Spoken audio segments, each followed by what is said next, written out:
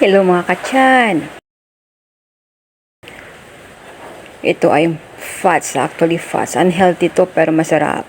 Ito, guguntingin ko na rin itong mga karne. Karne ito ng baka at napakasarap. Ang lambot.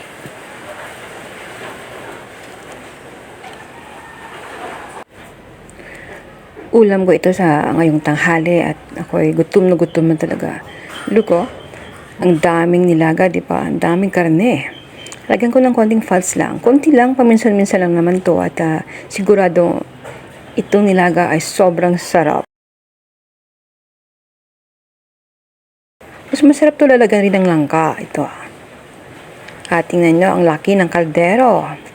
At ang sabaw. Look at it. Let's open this one. Yan, ang sabaw. Namumula-mula dahil sa atsuete.